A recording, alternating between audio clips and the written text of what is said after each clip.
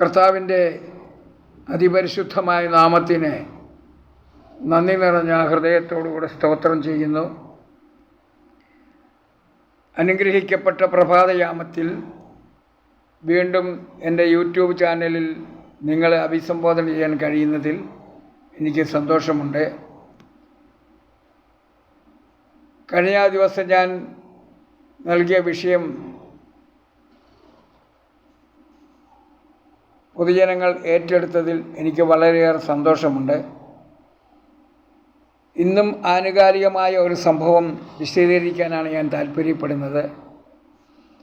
നിങ്ങൾ എൻ്റെ ചാനൽ കേട്ടതിന് ശേഷമായി സബ്സ്ക്രൈബ് ചെയ്യുകയും ഷെയർ ചെയ്തും എന്നെ സഹായിക്കണമെന്ന് കർത്താവിൻ്റെ നാമത്തിൽ ഞാൻ ഓർപ്പിച്ചുകൊണ്ട് വിഷയത്തിലേക്ക് കടക്കുവാൻ ആഗ്രഹിക്കുന്നു. ഇന്ന് ഞാൻ ചിന്തിച്ച വിഷയമെന്ന് പറയുന്നത്, ഈ അടുത്ത ദിവസം കേരളത്തെ പിടിച്ചു കുലുക്കിയ ഒരു സംഭവ വികാസമാകുന്നു ഇന്ന് എൻ്റെ ചിന്തയിൽ കടന്നു വന്നത്. വേടൻ്റെ ഇരട്ട നീതിയുമായി ബന്ധപ്പെട്ട സംസാരിക്കാവുന്ന ഒരു വിഷയമാണെങ്കിൽ ഞാൻ അതിൻ്റെ റൂട്ട് മറ്റൊരു രീതിയിൽ ചിന്തിച്ച് സംസാരിക്കുവാൻ ആഗ്രഹിക്കുന്നു. മറ്റൊന്നുമല്ല, തിരുവനന്തപുരത്തുള്ള ഒരു വീട്ടിൽ ഒരു ദളിത് സ്ത്രീ ജോലിക്ക് നിൽക്കുന്നു. ആ വീട്ടിലെ ഏതോ ഒരു സ്വർണ്ണ ആഭരണം നഷ്ടപ്പെടുന്നു. നഷ്ടപ്പെട്ട സ്വർണ്ണാഭരണം ഇവരെടുത്തുകൊണ്ട് പോയതാണ്, ഇവർ മോഷ്ടിച്ചതാണ് എന്ന് പറഞ്ഞുകൊണ്ട് ആ സ്ത്രീയെ പോലീസ് അറസ്റ്റ് ചെയ്യുന്നു, കൊണ്ടുപോയി ചോദ്യം ചെയ്യുന്നു. ഒരു രാത്രി മുഴുവൻ പുരുഷ പോലീസുകാർ അവരെ ചോദ്യം ചെയ്യുകയും കുടിക്കാൻ വെള്ളം ചോദിച്ചപ്പോൾ കക്കൂസിലെ വെള്ളം കോരി കുടിച്ചോളാൻ പറയുകയും ചെയ്ത ഒരു അതിമോശമായ നികൃഷ്ടമായ ഒരു സംഭവം ഈ സാക്ഷര കേരളത്തിൽ സംഭവിച്ചിരിക്കുന്നു. ഈ വിഷയം ഇന്ന് എൻ്റെ ചിന്തയിൽ വന്നതുകൊണ്ട് ഇതുമായി ബന്ധപ്പെട്ടൊരു ചെറിയ കാര്യം സംസാരിക്കാം എന്ന് ഞാൻ വിചാരിക്കുകയായിരുന്നു. നാം ഓർത്തിരിക്കണം, നമ്മുടെ കേരളം എന്ന് പറയുന്നത് സാക്ഷര കേരളമാകുന്നു. ഇന്ത്യയിലെ മറ്റ് എല്ലാ സ്റ്റേറ്റുകളെക്കാളും സാക്ഷരതയിൽ മുൻപന്തിയിൽ നിൽക്കുന്നതും വളരെ ശക്തമായി ചിന്തിച്ച് തീരുമാനമെടുക്കുന്ന പൊതുജനങ്ങളും ഗവൺമെൻറ്റും ഉള്ള സംസ്ഥാനമാകുന്നു. ഈ സംസ്ഥാനത്ത് ഇങ്ങനെയൊക്കെ സംഭവിക്കുന്നത് കാണുമ്പോൾ സാമാന്യ ബുദ്ധിയുള്ളവർ ചിന്തിച്ചു പോകും, ഇവിടെ എന്താണ് സംഭവിച്ചത്, ഇവിടെ എന്താണ് അരങ്ങേറിക്കൊണ്ടിരിക്കുന്നത് എന്ന് ഇവിടുത്തെ സാധാരണക്കാരൻ ചിന്തിച്ചു പോകും. കേരളത്തെക്കുറിച്ച് പറയുകയാണെങ്കിൽ, ഭാരതം എന്ന പേർ കേട്ടാൽ അഭിമാനപൂരിതമാകണം അന്തരംഗം, കേരളം എന്ന് കേട്ടാലോ തിളയ്ക്കണം ചോര ഞരമ്പുകളിൽ എന്നാകുന്നു കവിവാക്യം.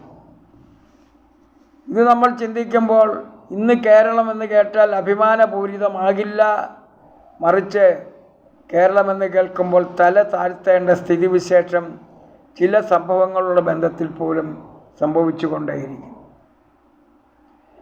1957 ബഹുമാന്യനായ EMS നമ്പൂതിരിപ്പാടിൻ്റെ നേതൃത്വത്തിൽ കേരളത്തിലൊരു ഭരണ സംവിധാനം ആരംഭിച്ചു.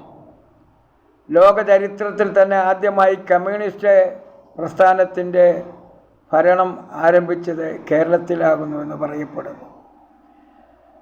ആ കേരളത്തിൽ ഇപ്പോൾ 10 വർഷമായി പിണറായി വിജയൻ എന്ന് പറയുന്ന അതിശക്തനായ കമ്മ്യൂണിസ്റ്റ് നേതാവ് ഭരണം നടത്തിക്കൊണ്ടിരിക്കുന്നു. അദ്ദേഹം ഭരിക്കുന്ന ട്രിവാൻഡ്രത്ത്, അദ്ദേഹം ഇരിക്കുന്ന ട്രിവാൻഡ്രത്താകുന്നു ഈ സംഭവം ഉണ്ടായിരിക്കുന്നത്. പിണറായി വിജയൻ്റെ ഗവൺമെൻറ് എന്ന് പറയുന്നത് ഏറ്റവും സംക്ഷിപ്തമായ ഭരണം നടത്തുന്ന ഗവൺമെൻറ്റാണെന്ന് ഒരു പരിധിവരെ ആളുകൾ ചിന്തിച്ചു കൊണ്ടേയിരിക്കുന്ന അവസരത്തിൽ ഇത്തരം ചില പുഴുക്കുത്തുകൾ കൂടെ രംഗത്ത് വന്ന് അതിനെ അവമതി വരുത്തുന്ന സാഹചര്യമാണ് നമുക്ക് കാണാൻ കഴിയുന്നത്.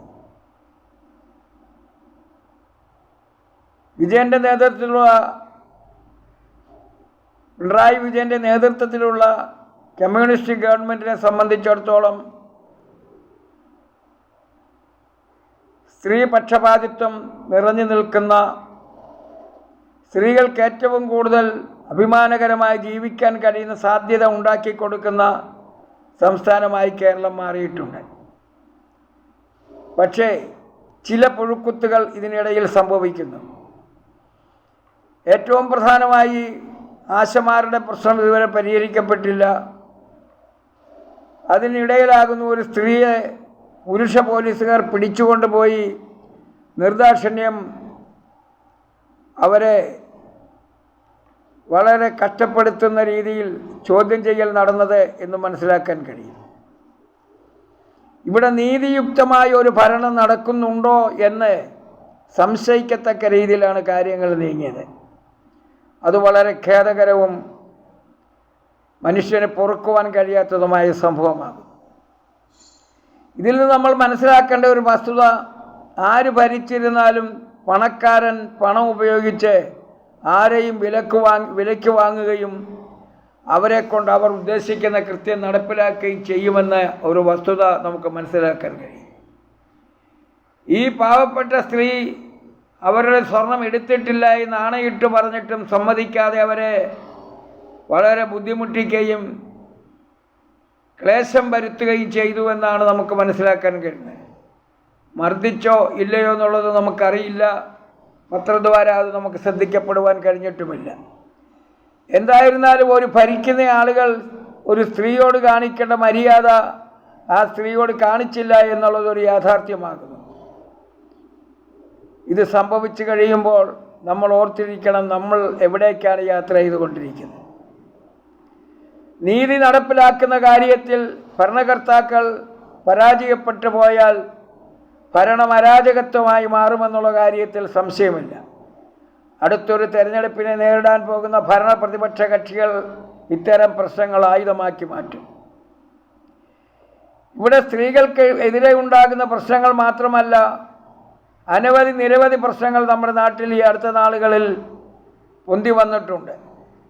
കുട്ടികളെ വെള്ളത്തിൽ വലിച്ചെറിയുക, ഭാര്യ ഭർത്താവിനെ തല്ലിക്കൊല്ലുക, ഭർത്താവ് ഭാര്യയെ കൊന്നുകളയുക, ഭാര്യയും ഭർത്താവും തമ്മിൽ നിരന്തരമായി വഴക്കുണ്ടാക്കുക, വിവാഹമോചനം എന്നു വേണ്ട വളരെ കലുഷിതമായ സാഹചര്യത്തിൽ കേരളത്തിൻ്റെ അന്തരീക്ഷം മുന്നോട്ട് നീങ്ങുന്നു.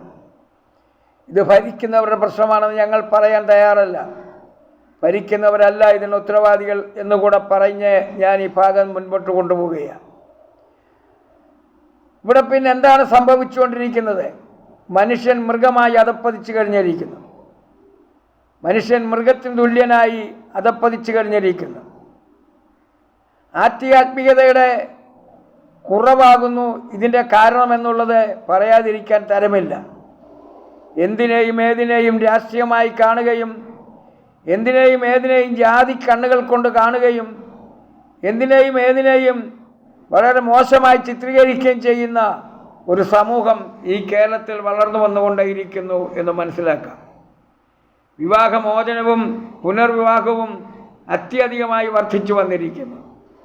വിവാഹമോചനവും പുനർവിവാഹവും ഒരു ഫാഷനാക്കി തന്നെ ഇവിടുത്തെ കലാകാരന്മാരും ബുദ്ധിജീവികളും മുന്നോട്ട് കൊണ്ടുപോവുകയാണ്. സിനിമാ ലോകത്തെ എത്രയോ ആളുകളാകുന്നു പുനർവിവാഹം നടത്തി മുന്നോട്ട് പോയിക്കൊണ്ടിരിക്കുന്നത്. വിവാഹത്തിൻ്റെ കാര്യക്ഷമതയും ആ മാന്യതയും അവർക്ക് മനസ്സിലാക്കുവാൻ കഴിഞ്ഞിട്ടില്ല. ചുരുക്കി പറഞ്ഞാൽ അരങ്ങ് തകർക്കുന്ന മോശമായ സാഹചര്യങ്ങളെ വിലയിരുത്തുവാൻ പോലും നമുക്ക് കഴിയുന്നില്ല എന്നത് ഒരു യാഥാർത്ഥ്യമാകുന്നു. ഇത്തരം ഒരു സാഹചര്യത്തിൽ ആധ്യാത്മികമായി ചിന്തിക്കുകയും ആത്മീകമായി ചിന്തിക്കുവാൻ കഴിയുന്ന ഒരു തലമുറയെ വളർത്തിയെടുക്കുകയും ചെയ്തില്ലെങ്കിൽ കേരളത്തിൻ്റെ സ്ഥിതി ഏറ്റവും മോശമായി തീരുമെന്ന കാര്യത്തിൽ സംശയമില്ല. യേശുക്രിസ്തു ജീവിച്ചിരുന്ന കാലഘട്ടത്തിൽ അദ്ദേഹത്തിൻ്റെ അടുക്കൽ ഒരു സ്ത്രീയെ പിടിച്ചുകൊണ്ട് ആളുകൾ കൊണ്ടുവരുവാനിടയായിത്തീർന്നു. ഇവൾ പാപിയാകുന്നു, ഇവളെ കല്ലെറിഞ്ഞു കൊല്ലണമെന്ന് നമ്മുടെ പ്രമാണം പറയുന്നു. ഇവളെ കല്ലെറിഞ്ഞു കൊല്ലണം എന്നായിരുന്നു അവരുടെ ആഗ്രഹം, ആവശ്യം. പക്ഷേ യേശു ഒരു സ്ത്രീ എന്ന നിലയിലും അവൾ ചെയ്ത പാതകം എത്ര കടുത്തതാണെങ്കിലും അവൾക്കൊരു താക്കീത് കൊടുത്ത് പറഞ്ഞു വിടുവാനും യേശു ശ്രമിക്കുന്നത് കാണുവാൻ കഴിയും. അവിടെ കൂടി വന്ന ആളുകളോട് നിങ്ങളിൽ പാപമില്ലാത്തവൾ ഇവളെ കല്ലെറിയട്ടെ എന്ന് പറയുകയും ആരും കല്ലെറിയാതെ വന്നപ്പോൾ എല്ലാവരും പിന്മാറിപ്പോയപ്പോൾ ഇനി മേലിൽ നീ പാപം ചെയ്യരുത് എന്ന് പറഞ്ഞുകൊണ്ട് അവളെ പറഞ്ഞു വിടുകയും ചെയ്ത ചരിത്രം നമുക്ക് മനസ്സിലാക്കാൻ കഴിയും. ഒരു നല്ല ഭരണകർത്താവ്, നീതിയുക്തമായി ഭരിക്കുന്ന ഒരു ഭരണകർത്താവ് ചെയ്യാവുന്ന ഏറ്റവും അനുഗ്രഹീതമായ ഒരു ചിന്തയാകുന്നു യേശുക്രിസ്തുവിൻ്റെ ഭാഗത്തു നിന്ന് ഉണ്ടാകുവാനിടയായത്. ആധ്യാത്മികതയുടെ കുറവ് കേരളത്തെ ബാധിച്ചിട്ടുണ്ട്. സിനിമയുടെ അതിപ്രസരം, രാഷ്ട്രീയത്തിൻ്റെ അതിപ്രസരം, തൊട്ടുകൂടായ്മയുടെയും തീണ്ടലിൻ്റെയും അതിപ്രസരം, ഇതൊക്കെ കേരളത്തിൻ്റെ ഭാവിയെ തന്നെ തകർത്ത് കളയുന്ന രീതിയിൽ മുമ്പോട്ട് പോകുന്നു. ഇത്തരം സാഹചര്യത്തിൽ യേശുക്രിസ്തുവിനെ വിശ്വസിക്കുന്ന വിശ്വാസികളായ നമ്മെ സംബന്ധിച്ചിടത്തോളം ഇതിനൊക്കെ എതിരെ പ്രാർത്ഥിക്കുക എന്നത് ഒരു ധർമ്മമായി നാം കൈകാര്യം ചെയ്യേണ്ടതായി വരുന്നു. വരും കാലഘട്ടങ്ങളിലെങ്കിലും ഇത്തരം ചിന്തകളുണ്ടാകാതെ നീതിയുക്തമായ ഒരു ഭരണം ഈ ലോകത്തുണ്ടാകുവാൻ നമുക്ക് ദൈവത്തോട് പ്രാർത്ഥിക്കാം. ചിലർ ഒരു പക്ഷെങ്കിൽ പ്രാർത്ഥന എന്ന് പറയുന്നത് നിഷ്കരണം തള്ളിക്കളയുന്ന വസ്തുതയായിരിക്കും. പക്ഷെ പ്രാർത്ഥന തള്ളിക്കളയാൻ പാടില്ല. പ്രാർത്ഥിക്കുന്നവർക്ക് ഇവിടെ സമാധാനമുണ്ട്, പ്രാർത്ഥിക്കുന്നവർക്ക് ഇവിടെ വിടുതലുണ്ട്, പ്രാർത്ഥിക്കുന്നവർക്ക് ഇവിടെ സന്തോഷമുണ്ട്. പ്രാർത്ഥിക്കുന്നവർ മറ്റുള്ളവർ മുമ്പിൽ മാതൃകയോടുകൂടി ജീവിക്കുമ്പോൾ സുന്ദരമായ അനുഗ്രഹീതമായ ഒരു രാജ്യം കെട്ടിപ്പടുക്കുവാൻ ഭരണാധികാരികൾക്ക് കഴിയും എന്ന് മാത്രം ഓർപ്പിച്ചുകൊണ്ടും ഈ ഇരട്ട നീതി ഇനിയെങ്കിലും ബഹുമാനപ്പെട്ട പിണറായി വിജയൻ ഗവൺമെൻറ്റിൻ്റെ മുമ്പിൽ ഒരു ചിന്തയായി എടുത്തുകൊണ്ട് ഇത്തരം നീതിരഹിതമായ പ്രവർത്തനങ്ങൾക്ക് നമ്മുടെ ഉദ്യോഗസ്ഥ ലോകത്തെ കടിഞ്ഞാണിട്ട് നിർത്തി സന്തോഷകരമായി ഈ രാജ്യത്തിൻ്റെ ഭരണം കൊണ്ടുപോകുവാൻ അദ്ദേഹത്തിനും അദ്ദേഹത്തിൻ്റെ കൂടെയുള്ള ഭരണകർത്താക്കൾക്കും കഴിയട്ടെ എന്ന് ഞങ്ങൾ ആത്മാർത്ഥമായി പ്രാർത്ഥിക്കുന്നു. ആ പ്രാർത്ഥനയോടുകൂടെ ഈ ചിന്തകൾ ഇവിടെ അവസാനിപ്പിക്കുന്നു. ദൈവം നമ്മെ എല്ലാവരെയും അനുഗ്രഹിക്കുമാറാകട്ടെ. ആമേൻ.